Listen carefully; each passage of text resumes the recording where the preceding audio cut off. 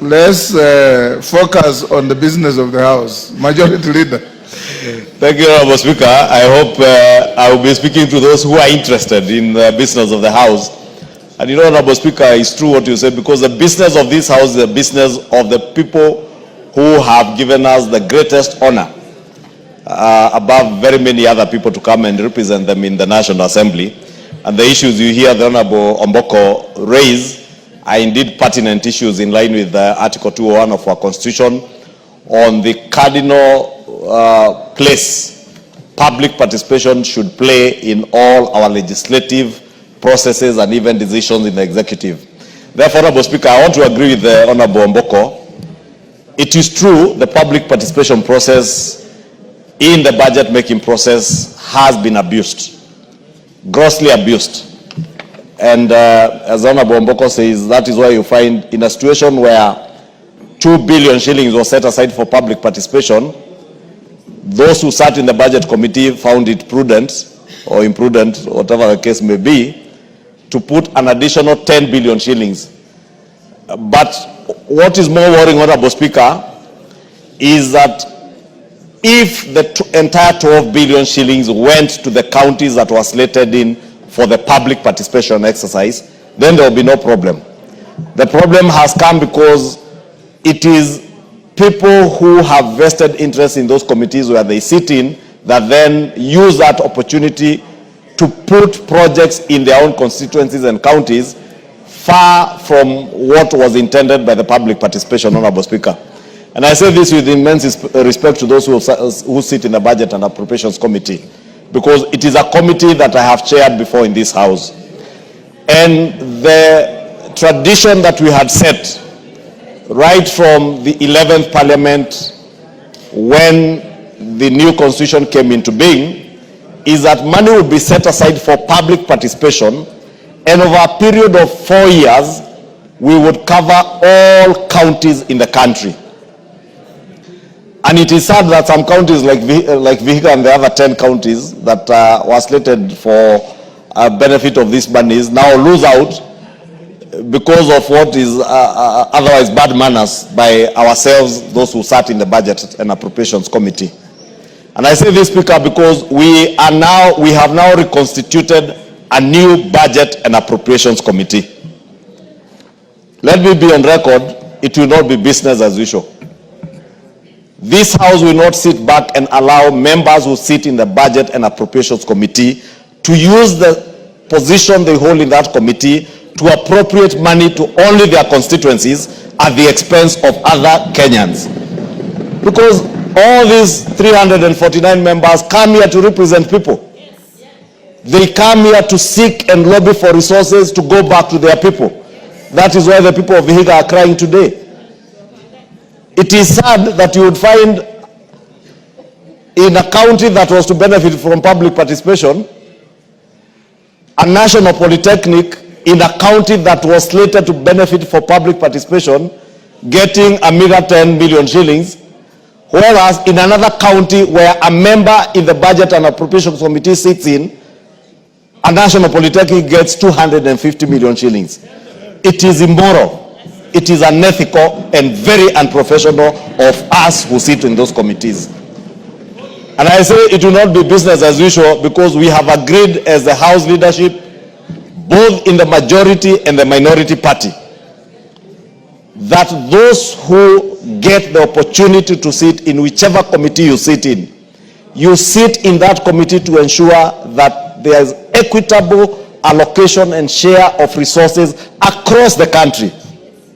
And we will make sure that that happens. I therefore wanted to urge the Honorable Omboko and the other members who are affected.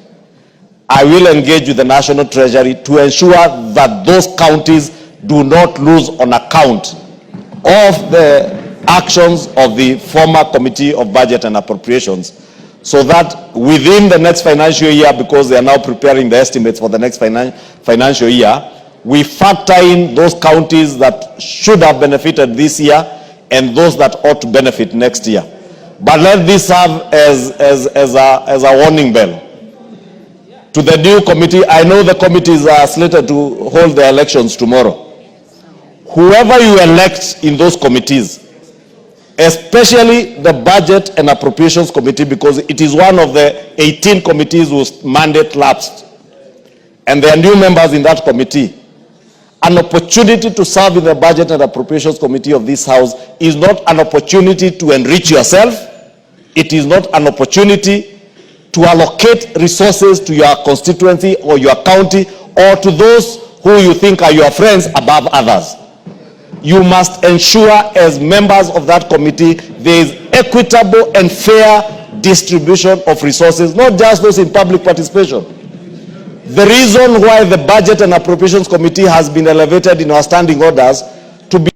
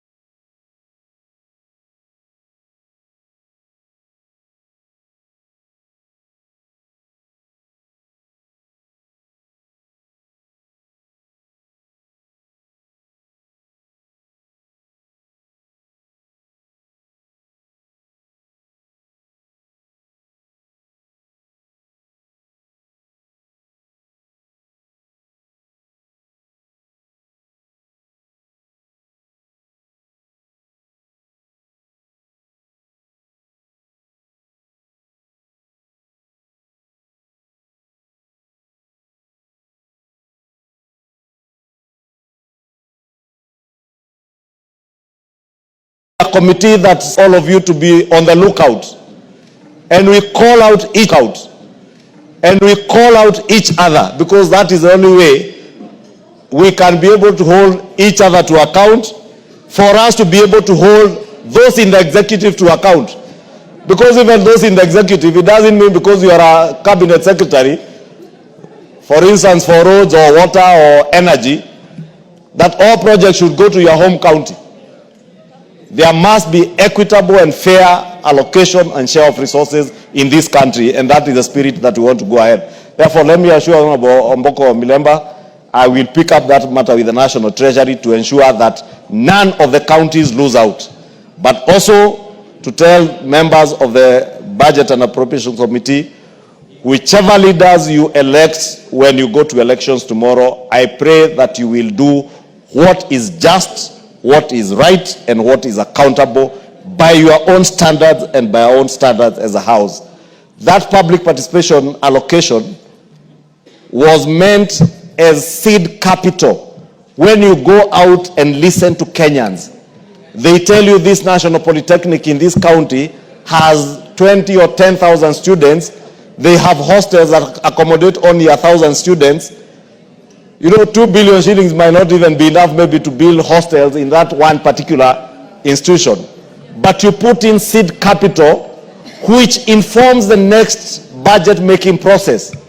Therefore, if, for instance, the Honorable Omboko's constituency in Vihiga, they had a road that was identified as a critical link between his constituency and the county of Kisumu or another neighboring county, and the members of the Budget and Appropriations feel that that road is such a critical link, then they put maybe 50 million shillings or 20 million shillings as seed capital so that they get a budget line that will be added onto in the subsequent financial year's budget. Now this year they should have benefited to add, but public participation should not be an end by itself. Or you allocate, probably you find a school where they have no classrooms, children, you go to Turkana or maybe to somewhere and find children, especially or Baringo, where people had been displaced by bandits, classrooms were demolished or burnt down, and you find you can allocate 10 million shillings and give a school money to allow children to go to schools. That was the essence of public participation, but not the kind of abuse that we have seen in the last 2 years. And Honorable Speaker, I want to commit on behalf of the House leadership, in the majority, on the minority side, that we shall make sure it no longer happens in this House. Thank you, Honorable Speaker. Junet. Speaker, I don't have much to add to